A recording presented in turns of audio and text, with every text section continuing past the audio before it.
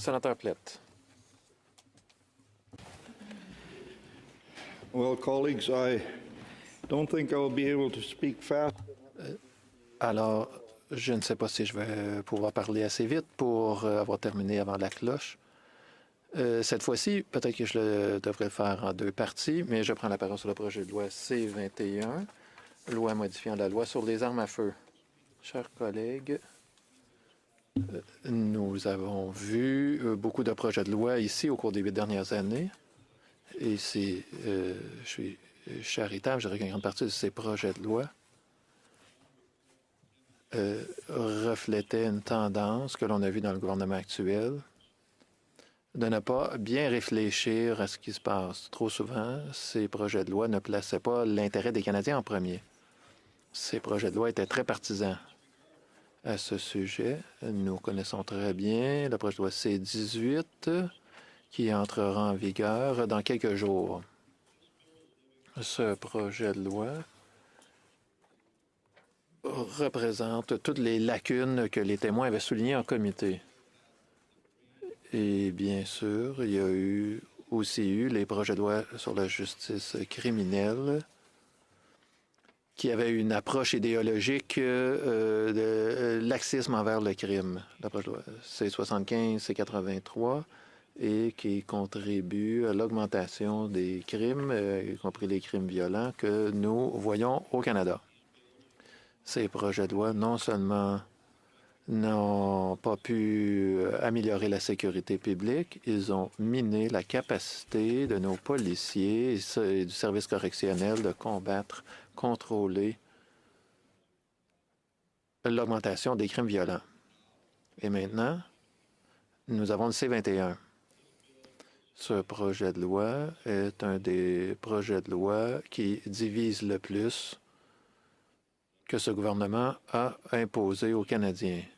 L'ancien ministre a dit que le projet de loi C-21 contribuera à l'éradication du crime par arme de poing au Canada. C'est une déclaration très audacieuse et c'est une déclaration que la majorité des témoins qui ont comité ont déjà rejetée. C'est parce que ce projet de loi ne traite pas du tout du crime par arme de poing.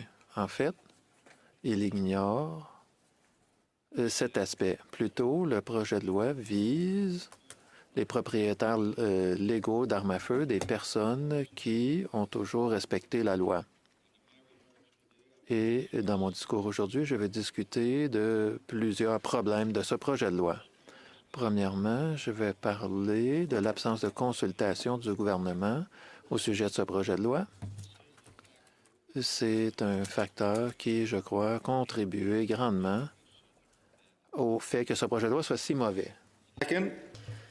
Ensuite, je vais vous parler d'un des objectifs, à savoir l'interdiction de l'achat et de la vente d'armes de poing légales. Il est clair que cette mesure ne va rien faire pour réduire la criminalité. Au contraire, la mesure aura un effet préjudiciable sur les activités sportives au Canada. Et ensuite, j'aimerais parler de la définition des armes interdites qu'on retrouve dans le texte de loi. Encore une fois, cette mesure ne va rien accomplir et reflète les intentions du gouvernement qui veut faire par le biais de règlements ce qu'il n'arrive pas à faire par le biais de textes de loi proprement parlés. Ces trois questions expliquent pourquoi ce texte est mauvais pour le Canada. Soyons honnêtes, chers collègues. Il faut qu'on accepte que le gouvernement voulait que le texte de loi soit divisif, parce que le gouvernement pense que c'est une façon de diviser les gens lors des prochaines élections. Le gouvernement actuel a l'intention d'utiliser la communication pour vendre leur salade aux habitants des régions qui ne comprennent pas vraiment de quoi il s'agit. Il veut dire que, et par le biais de ce texte, les crimes par arme seront éradiqués. Mais je ne pense pas que ça va marcher. Ça ne va pas marcher parce qu'il sera évident qu'il n'y a pas de réduction de crimes par arme et que le C-21 n'a rien fait pour améliorer la situation. Mais c'est ce que va tenter de faire le gouvernement tout de même. Ce qu'il essaie de faire par le biais du texte de loi ressemble à la tentative d'un autre gouvernement libéral il y a 30 ans par le biais du texte C-68. Dans les années 90, ce projet de loi établit le répertoire des armes à feu. Le gouvernement de l'époque prétendait que c'était la panacée qui permettrait de résoudre les problèmes de criminalité au pays. Comme tous les autres projets de loi de la sorte, le texte devait réduire les crimes par arme en imposant des règles régissant ces armes. Mais le problème, c'est que le projet de loi n'était pas concrétisable. Le répertoire des armes d'épaule devait coûter 2 millions de dollars. Mais au final, le contribuable a dû débourser 2 milliards de dollars. Mais comme le dit toujours le sénateur Gold, le gouvernement a voulu agir. Le registre lui-même a eu zéro impact sur les crimes commis par arme à feu. Parce que le texte de loi n'a pas atteint l'objectif visé, plus personne ne l'a soutenu. Et je pense que la même chose va se passer avec le texte C-21. Le texte ne pourra pas être mis en place comme le dit le gouvernement parce qu'il n'y a aucune disposition qui permettra de réduire l'offre d'armes à feu utilisée par les gangs au Canada. Le C-21 ne fait rien pour réduire la portée des armes illégales et ne fait rien pour réduire la circulation d'armes tout court. En fait, le texte interdit tout simplement les 600 000 Canadiens qui sont des propriétaires légaux d'armes à feu. Et ces personnes ne peuvent ni vendre leurs armes, ni en acheter de nouvelles. Ça n'aura aucun impact sur la criminalité, mais ça a un impact préjudiciable sur des centaines de milliers de Canadiens qui sont les boucs émissaires d'un problème sociétal. Le gouvernement pense sans doute que de cibler ces 650 000 Canadiens, ce sera plus gérable que de cibler les 2 millions de dollars qui étaient ciblés par le projet de loi C-68 dans les années 90. Mais au final, le C-21 sera tout aussi inefficace et tout aussi divisif que le texte C-68. Et je pense que le C-21 aura le même sort que le C-68. Maintenant, j'aimerais parler du facteur de taille qui rend le projet de loi aussi néfaste. Il n'y a eu aucune consultation au sujet du texte.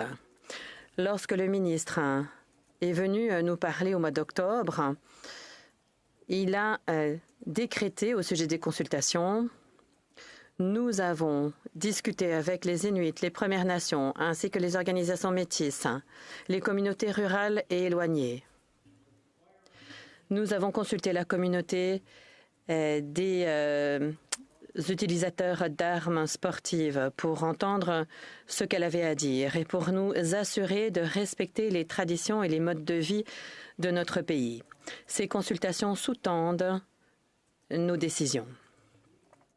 Mais peu après cette déclaration de la part du ministre, notre comité a commencé à entendre les témoins.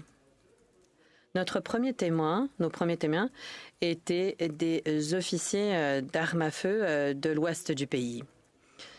Et si le gouvernement élaborait vraiment de vrais textes de loi en la matière, on pourrait penser que ces personnes auraient été consultées par le gouvernement. Mais Dr. Terry Brown, responsable pour l'Alberta, a dit, lorsqu'on lui a demandé s'il avait été consulté, il a dit « Je peux répondre à votre question très rapidement. Il n'y a eu aucune consultation. Aucune consultation. Rien du tout, pas de consultation. » Robert Freeberg, responsable des armes à feu pour la Saskatchewan, a dit qu'il y avait eu 0 consultation. Pas peu de consultations, aucune. Ce qui m'a porté à poser des questions aux autres témoins pour tenter de déterminer quelle avait été la nature des consultations. Gilbert White, responsable de la Fédération de la faune de Saskatchewan, a dit « La Fédération de la faune n'a pas été consultée ». Eric Troff, directeur de l'Association des chasseurs-pêcheurs du Yukon, a dit que son organisation avait reçu une visite après que des amendements aient été déposés. Donc, il n'y a pas eu de consultation auparavant. Lorsqu'il a comparu, le ministre avait pourtant dit « Je ne pense pas que les groupes de chasseurs-pêcheurs soient opposés à ce texte de loi ». C'est ce qu'a dit le ministre.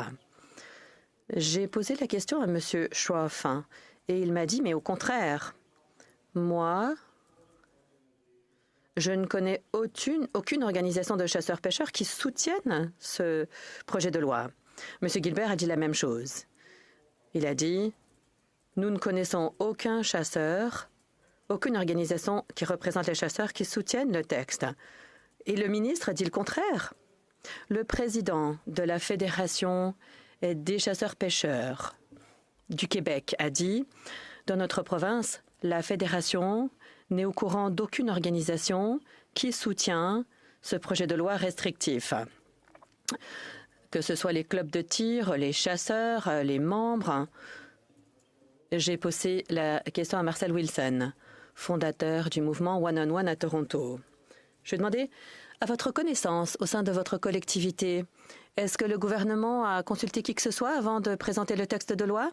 Il m'a répondu, il faudrait que je réponde non à votre question. Pas une seule personne n'a été consultée. Le 6 novembre, la sénatrice Dicken a demandé à Sandra Connor, qui est présidente de la Fédération de tir du Canada, est-ce que vous avez été consulté? Est-ce que votre groupe a été consulté? Est-ce que vous avez eu voix au chapitre? Elle a répondu. La Fédération du tir du Canada n'a pas pu participer au débat du comité saisi de la question. Et d'ailleurs, nous n'avons pas eu de réponse à nos lettres pourtant adressées au ministre à plusieurs reprises. Ensuite, on a posé des questions aux témoins qui représentaient diverses organisations autochtones.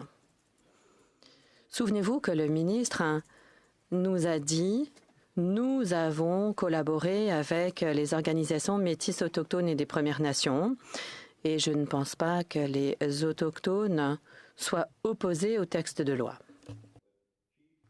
Mais le chef Terry TJ de l'Assemblée des Premières Nations a dit à notre comité le 6 novembre qu'il y avait eu des consultations minimales ou qu'il n'avait pas eu du tout. Et voilà pourquoi il y a une résolution qui a été adoptée en décembre. Le chef Jessica Lazare du conseil Mohawk de Kanawake, quand on lui a demandé si le gouvernement avait consulté sa Première Nation, a dit « Non,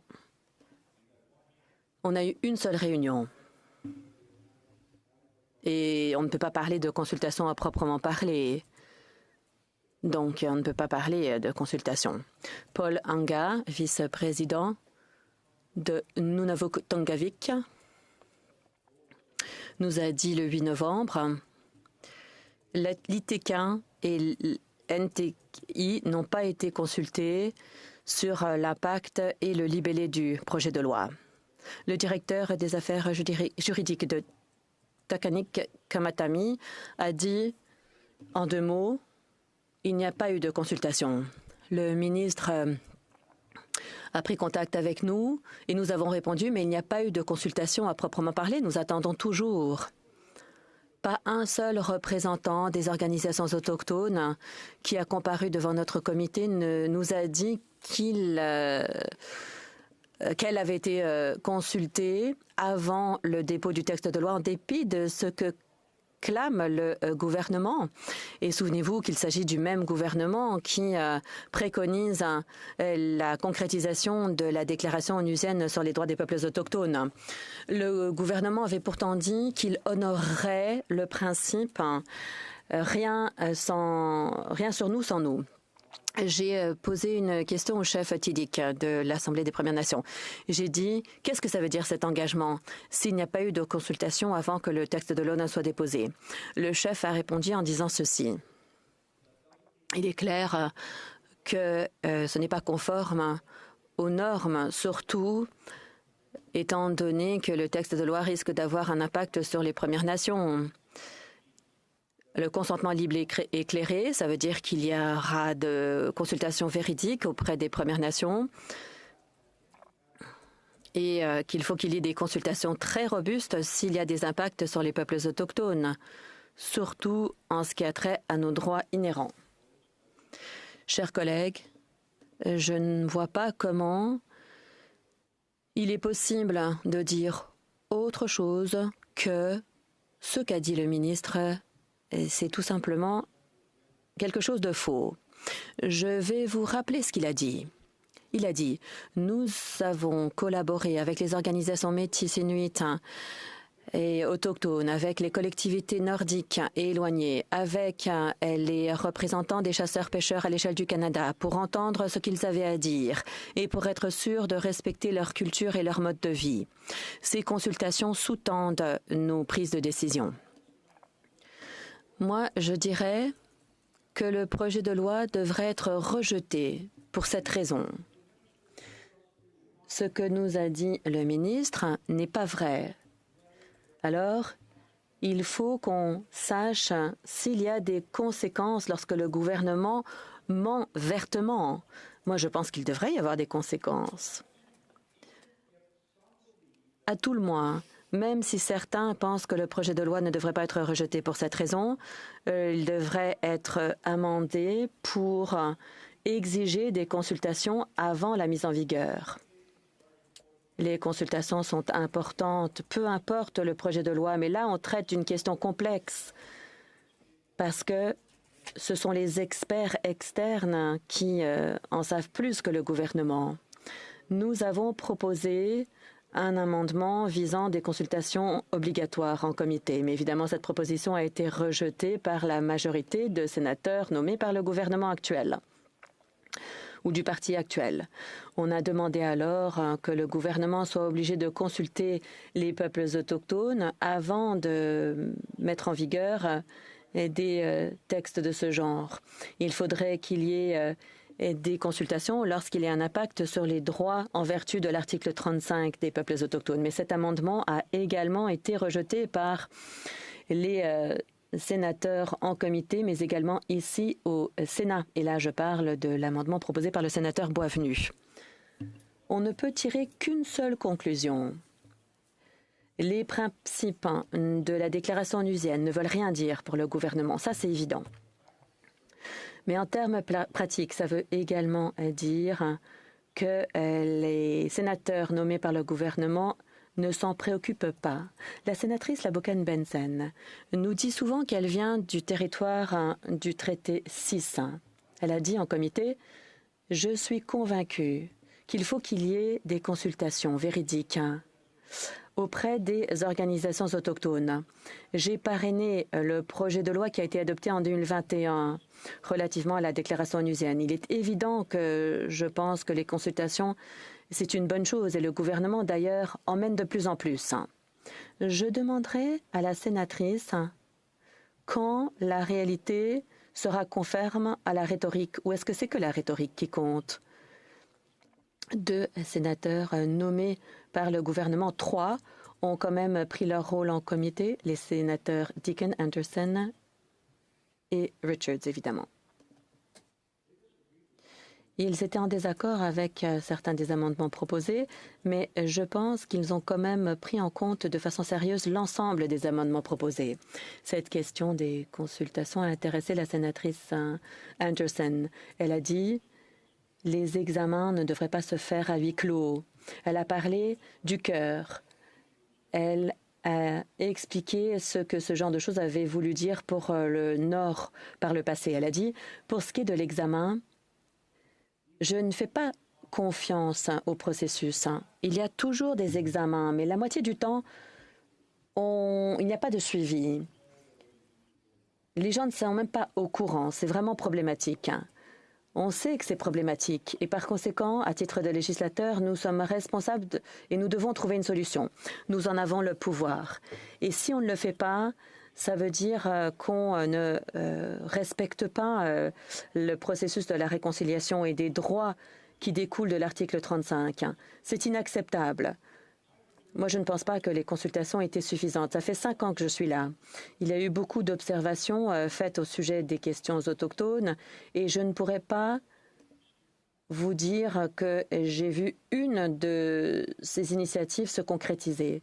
Ça, je trouve que c'est outrageant et cet avis est partagé par beaucoup de parties prenantes. Pour toutes les organisations de chasseurs-pêcheurs qui ont comparu devant notre comité, ils ont l'impression qu'on ne va pas les écouter dans le processus réglementaire non plus. Le gouvernement a dit très clairement qu'il y aura des processus réglementaires qui vont découler du texte de loi. Ça, c'est clair. À la Chambre des communes, l'an dernier, le gouvernement n'a pas pu mettre en place une disposition qui aurait ciblé les chasseurs, y compris les chasseurs autochtones. Ça veut dire qu'on risque d'avoir des règlements élaborés à huis clos qui cibleront les chasseurs. Un certain nombre de témoins ont exprimé leurs préoccupations par rapport à ça. Nathan Obid, le président de Inuit Kanatami, a dit en comité il n'y a pas eu de mise en œuvre des structures que nous avons tenté d'élaborer avec le gouvernement du Canada pour que nos droits soient respectés de façon systématique et pour que nous puissions participer au processus législatif. Par conséquent, nous pensons que nous n'allons pas pouvoir participer comme il se doit pour élaborer les règlements en question. Tom Ernon, vice-président de Nunavut Tangavit, a également dit « Je ne pense pas que le processus se déroulera comme il se doit. Il faut qu'on nous consulte pour que les gens soient au courant et pour que les parties prenantes aient voix au chapitre. » Désolée de vous interrompre.